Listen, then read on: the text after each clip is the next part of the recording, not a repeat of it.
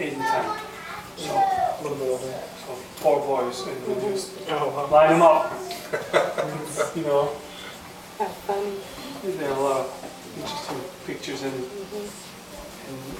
Armand and Devin are lighter colors and blue eyes and stuff. So, So young. you know, I have nieces that are married with kids. well, No? yeah. So is that your siblings or is that Kendra's siblings? Kendra's older sister. Okay. My brother lives in Turkey. No he's, children. He's married, but no children Yet. yet. He's still working on it. Yeah. That's why they're here. If you have children, they probably won't be here. We got Phil from the other side. you Yeah. know. They are trying hard, They're trying hard, very hard, for months. and that's, you know, they got married, what, 2 years ago, 2 years ago. right? And in Istanbul, they got married. Went to their wedding. It's a big wedding, How old? Nice. big fat Turkish wedding. How old? 33? He's 33. 33, okay. 33? Yeah. She? She is 27. Okay, she has time. Yeah, 27. Yeah. Is she 27? 27, okay. Yeah. Now it's funny because my brother, he still feels like my little brother, right? But he's 33 years old. And when I was 33, I had a 2-year-old son. So now, relatively speaking, even though he's my little brother at 33, no children, it just feels, you know, awkward. But, you know, man, you're getting old, you know, older. You know, My sister's doing the same thing. children's terms, yeah. Yeah, my sister's 30, she's 34, Mhm. but she just got pregnant, so she's about 7 weeks in. 7 weeks in, Yeah. that's, you know, congratulations. Yeah, they're really getting old, 24, my understand them. How old are your kids? How old are your kids? 26 and 25 and 16. Oh, so you have a younger one, 16. 16.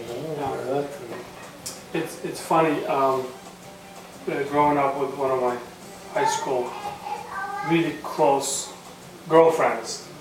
She wasn't my girlfriend, or really good friends, very close friends. It's one of those friendships where you talk about each other's relationships and give each other advice. And her and I just have this thing where at age 30, if we're both single and not married, we'll get married. We'll just that was like a deal, right? And That was like a deal 14, 15 15, years ago?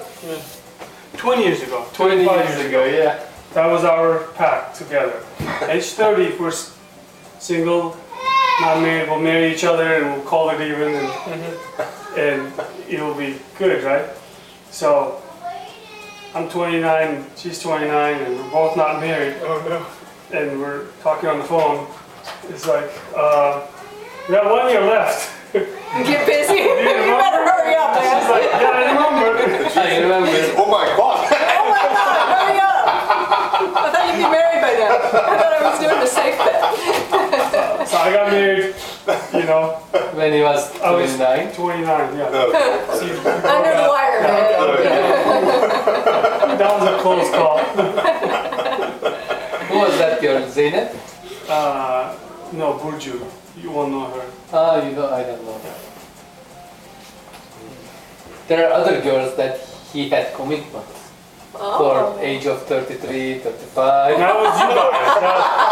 I had no agreement with anybody. You I guys got a were string into- of them just in No. case. It doesn't work All out. definitely respected. Every 2 years, So we know who thinks ahead. It's this guy right here.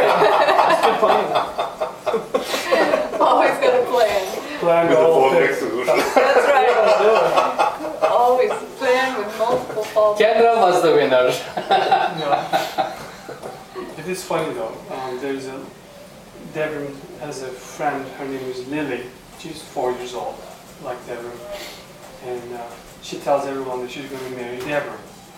But then, other girls in the classroom say, no, I'm going to marry Deborah. And so they have these little 4-year-old girls running around the classroom that they're all going to marry Deborah. And I go to, you go take them to the birthday parties, at the zoo or a pool or whatever. And I was like, you're Devon's dad? Oh, my daughter talks about Devon all the time. She says, she's going to marry him. And I'm like, oh, another one. It's so funny. It's funny. You have to have a close look at the potential. Yeah, exactly. Daughter-in-law or something Yeah. like this. How funny. And I'm like, we What didn't does it start call it? taking applications yet.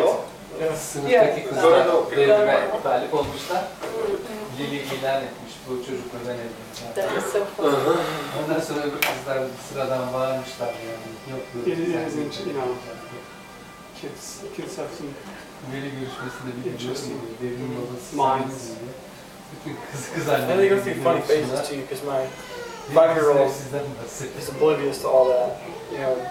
Boyfriends, girlfriends, and with my 6-year-old, when you talk about marriage, all she says is, ew, gross. Annesi babası gibi diye. Armand is like that. Armand Yeah. is like that. No, she's not. She's like, oh, that's gross. God. I can, oh, I have not to tell it. Yeah. You have a good story and you're going to keep it to yourself, huh? Can't really do that. Oh my God. Yeah. Actually, the other gal that my dad was talking about, her name is Zainab.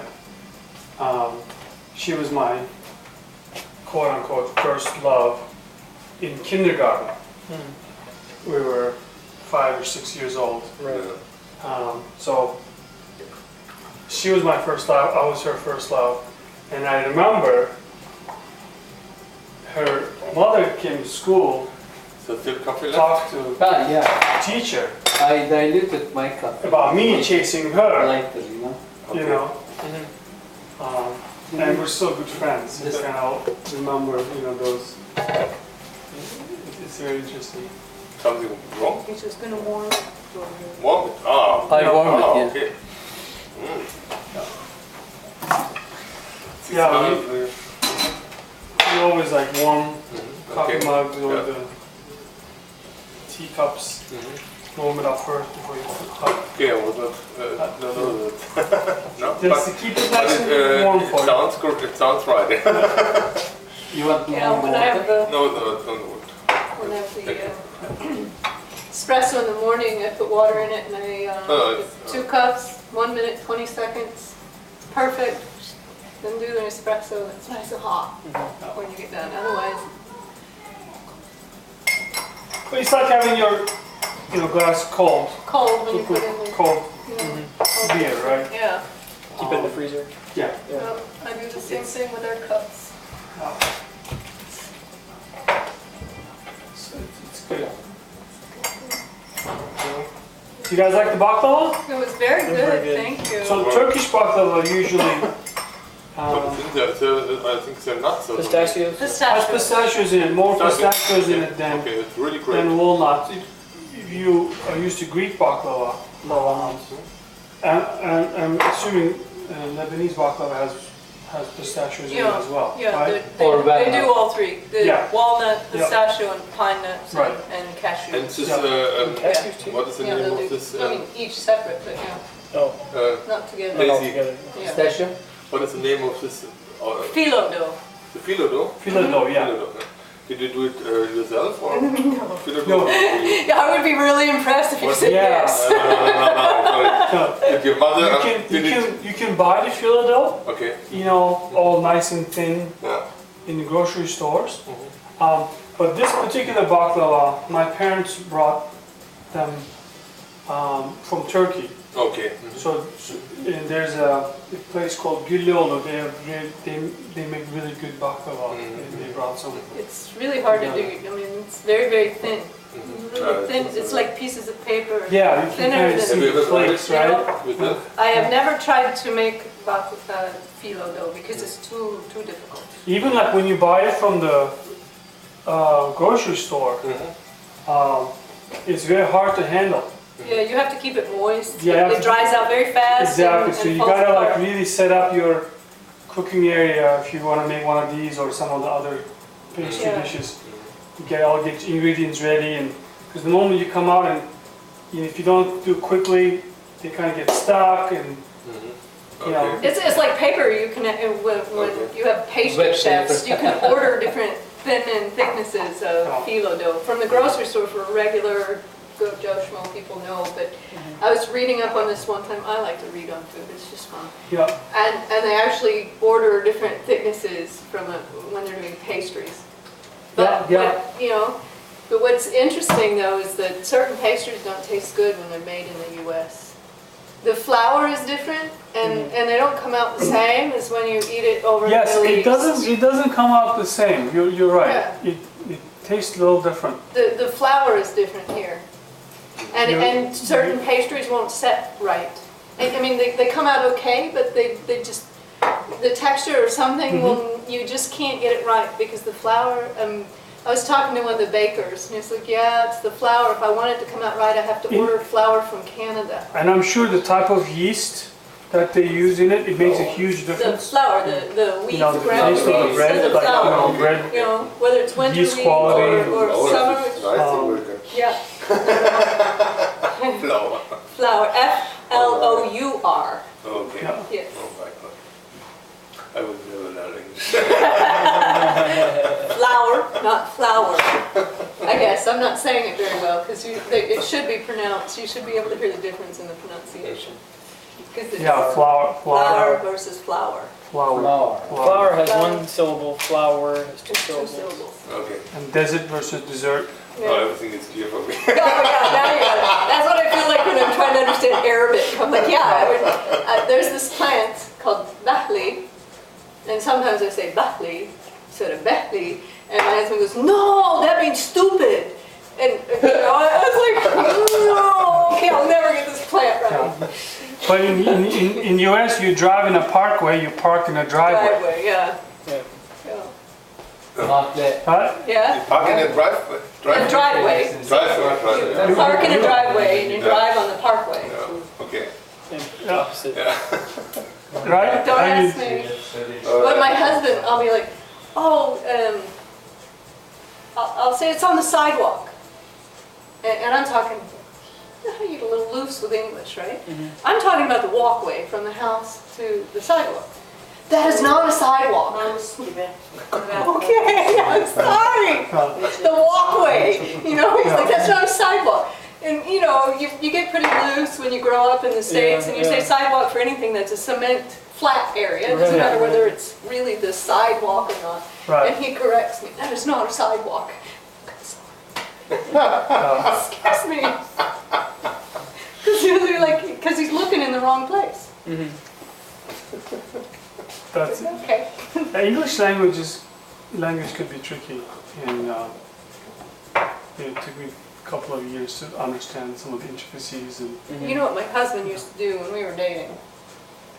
He knew the English, and he knew, because he got better over time. Sometimes he didn't know, but a lot of times he knew what you intended from an American saying something versus what you would interpret if you were interpreting formal English. And he would say something, and I'd look at him, and he'd go, "What? I didn't know what it meant." He was playing dumb. Yeah, and I'm like, "Oh, that is so bad. I know you just dissed me." And he'll still sometimes tease me with it. And I'm like, "I know you know what that means. You've been here, a long time. You know what that means." It's like, he plays on words a lot. He corrects me with English. I mean, he corrects people's emails and all that kind of stuff. He's really good at it. And he'll correct me a lot. And sometimes we have arguments and we have to get out the dictionary and see who's right. pretty funny. Oh, the Middle Easterners schooling the American. Yeah, It's actually, good vocabulary. when I went to RIT, I was the only foreigner in the English composition class. Well, that must have been tough. And the two people got A's, and one, myself and another person. Funny. And I actually, in English composition class, it's really all about sort of the rules and the Structure. format and the structure for writing different types of papers and things. And I certainly studied that, growing up. So I was pretty good at it. Not necessarily my English was better. And the teacher was really looking at those things. So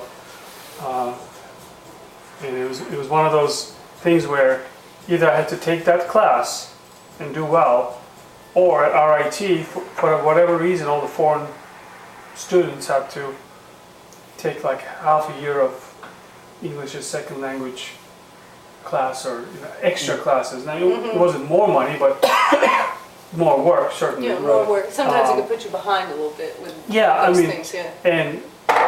And growing up, all of my schooling around mathematics and physics and chemistry, it was all in English, so I had no difficulty, understanding the material.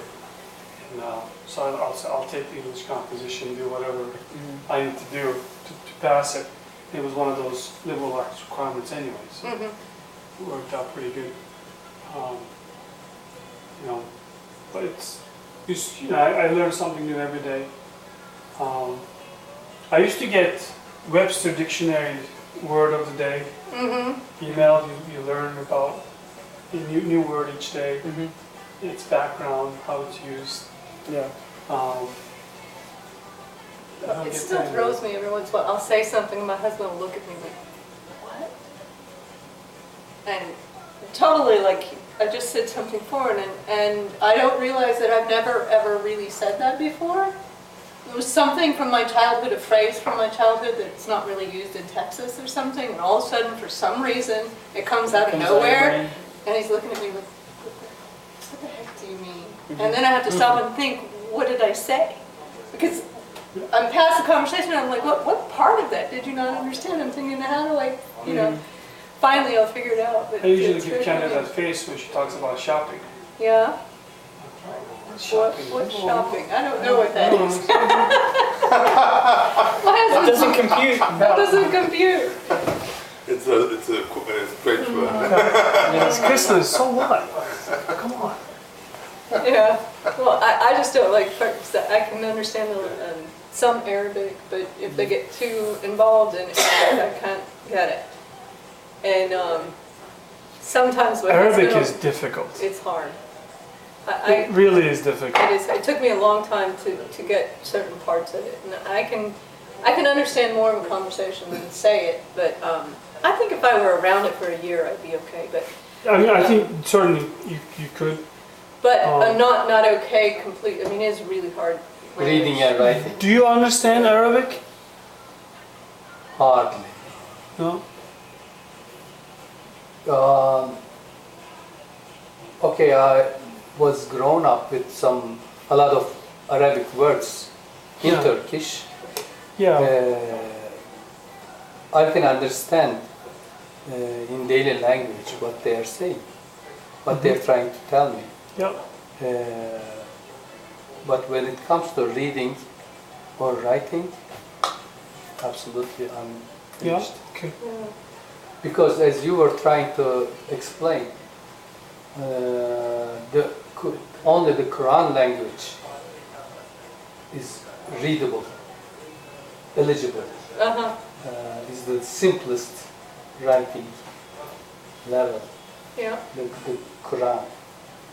The other types of writing in Arabic, they don't use vowels. Yeah, they don't use the punctuation marks and everything, so that you can't understand the vowels. The vowels are in the punctuation marks.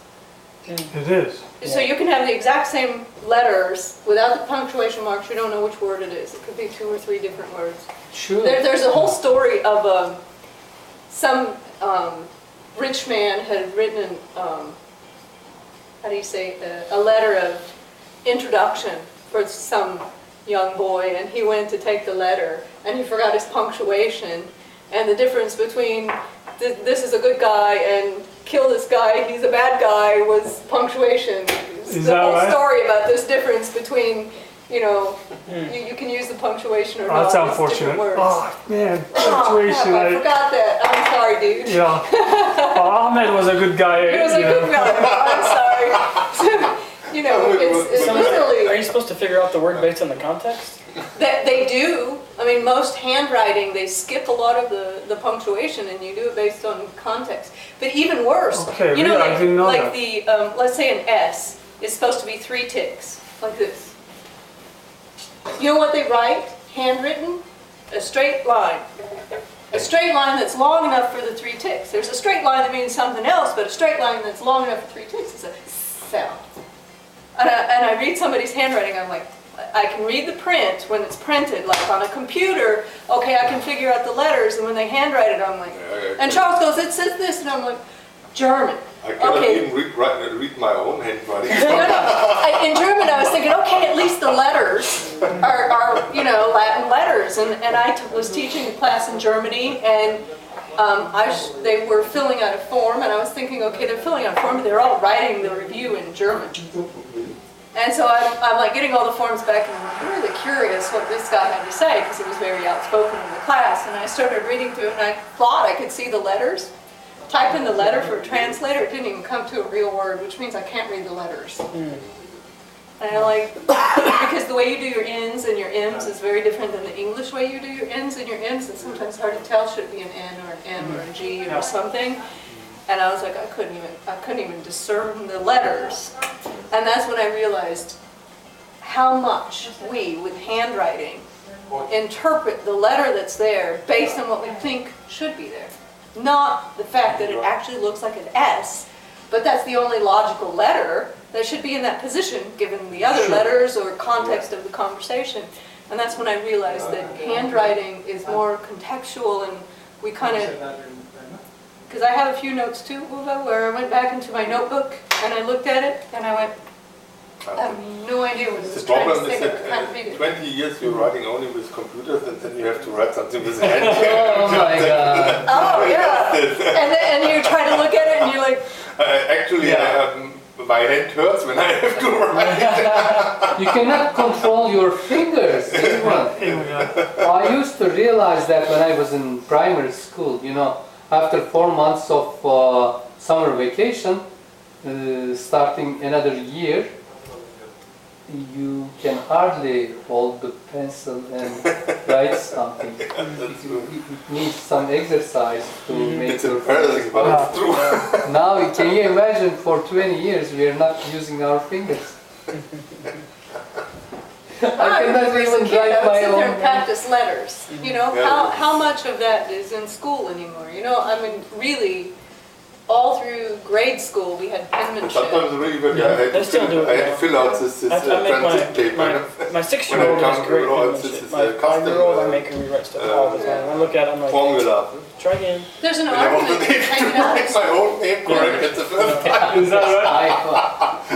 You need it I because it just goes waited for goes the in. French and I had to correct it. I thought, oh my, like, unbelievable. older one who's in first Yeah, grade, my- when she was in my kindergarten, problem the same. made them I color was real dark on purpose. Passing through And she would make customs, you know, return pages to fill them in and this make them color form, darker okay, because it write actually your helps name. develop the hand muscle. I'm going to write my name.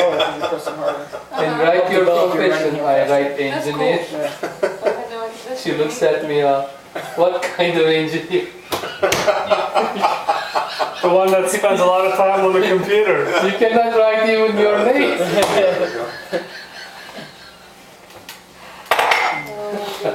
Yeah, it's really, I think often one should sometimes write more by hand so that you do not lose everything. I do fine as long as I'm actually concentrating on it.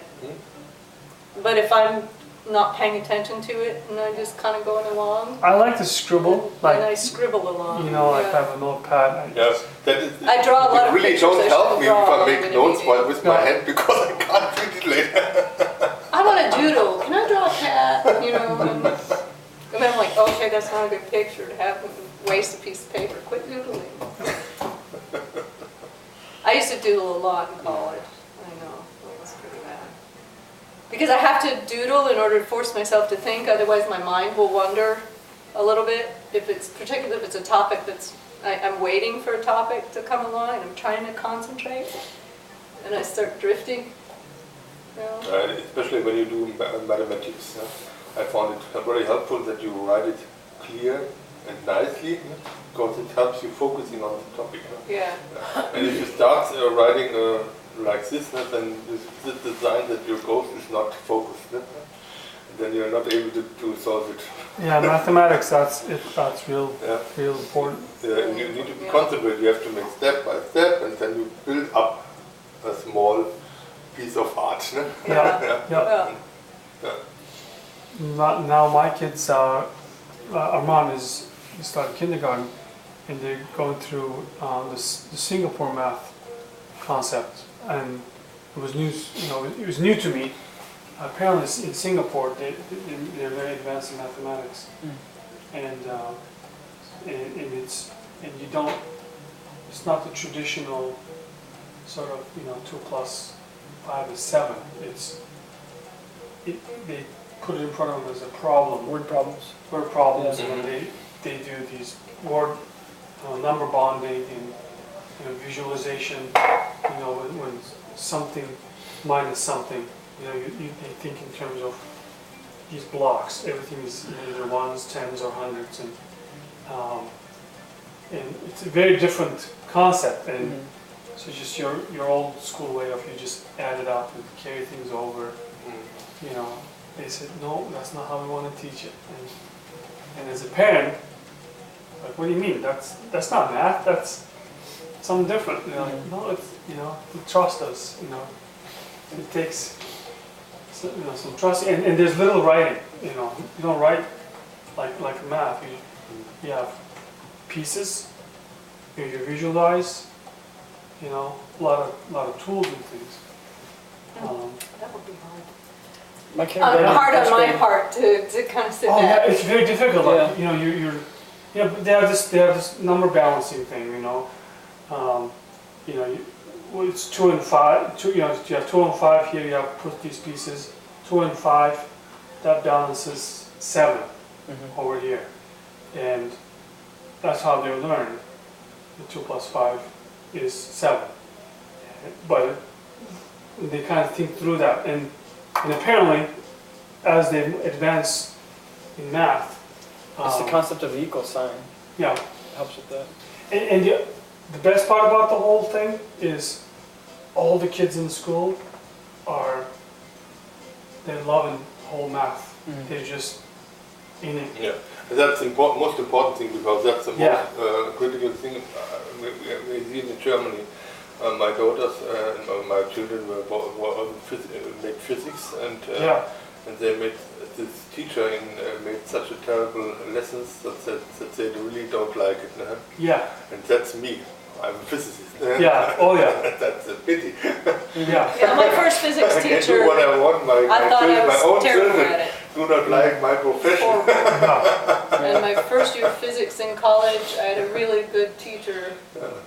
And the first half of physics, I was getting the worst grades ever. And I never got bad grades, and I was getting the worst grades ever. And he said, well, come in, I'll tutor you.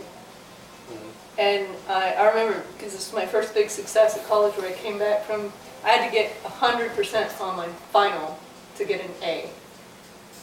And I got my grades back. An A! Oh my God, I can't believe I did it after, I think I got like a 24 on my first test or something.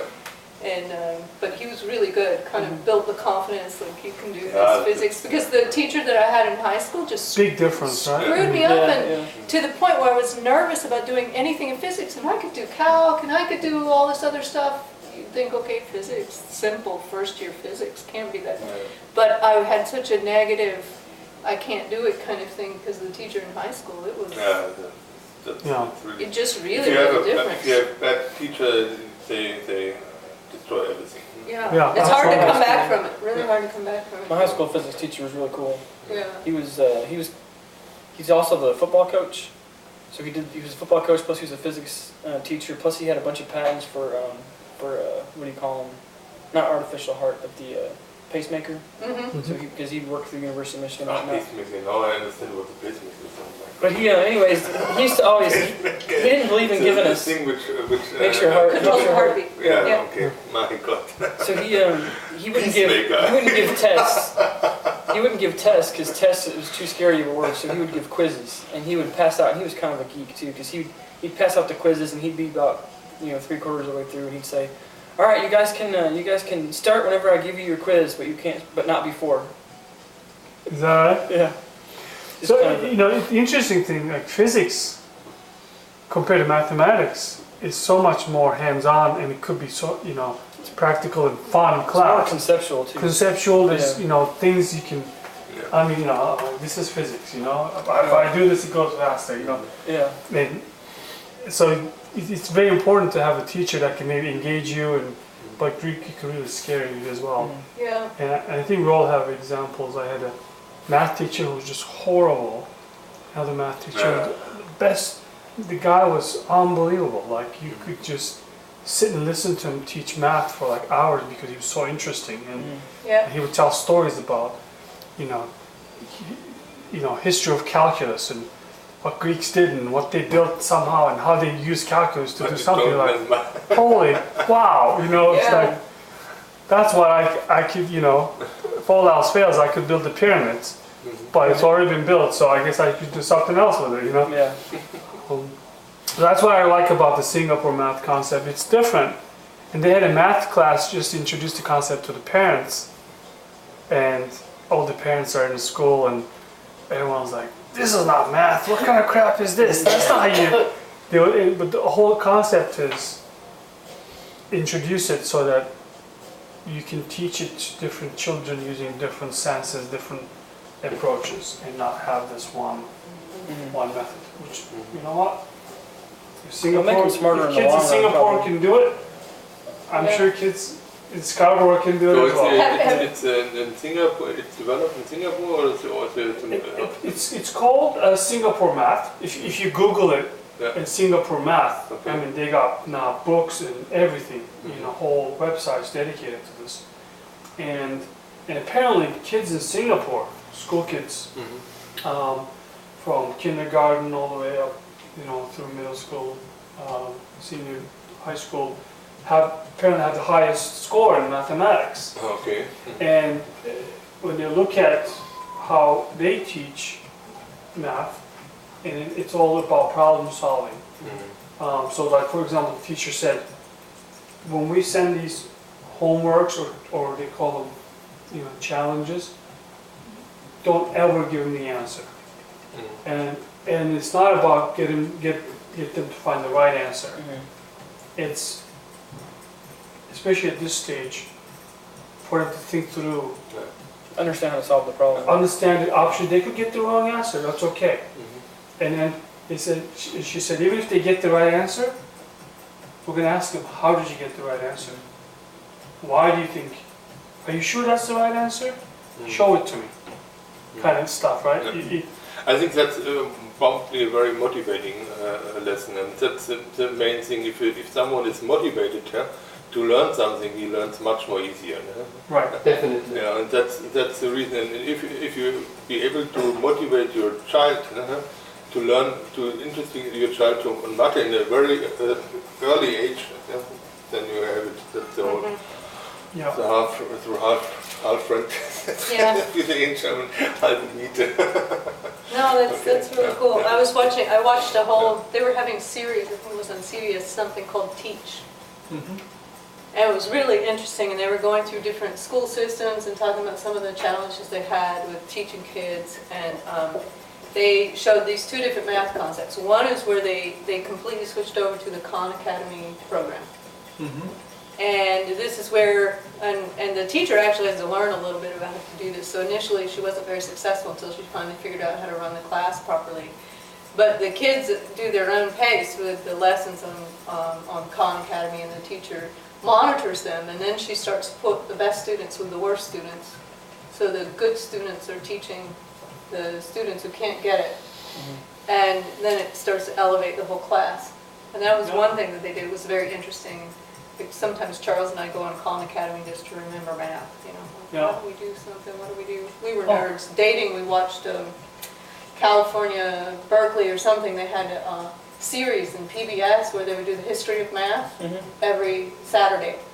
And I'd go over to his house for Saturday before we had a date, and we would watch the show, watch the history of math. Oh, that's marriage made in heaven. Marriage made in That's heaven. so romantic. Isn't it? I mean, we're total nerds, but you know, it was really fascinating. Yeah. But the second one that they did for class, which was very interesting, the classroom had no chairs. The whole outside, all of the walls were all whiteboard. And the teacher said, here's your problem. And everyone had to solve the problem on the board with everybody else watching. And if one person got the problem finished, they could try to help the kid next to them. And I mean, these were kids who were really struggling in math. I mean, they had some really poor math scores in this school. And it started to really elevate it because kids got challenged having to do it in front of everyone. You know, you can't hide your problem or do something else. You have to do it on the whiteboard, and the teacher's asking you, well, how did you arrive at doing the problem this way, etc. And it was just very interesting how they did that, and it really raised But I the think scores. it also depends from the character of the child. If a child is a little bit shy, then it might be a problem to do it directly from all the Yeah, I'm sure they had some of that, but it seemed like they were able to take care of that by surrounding the shyer ones with strong students who could help them. Okay. You know, I mean, you have to, as a teacher, you had to go around and try to find kids who were helpful with other kids.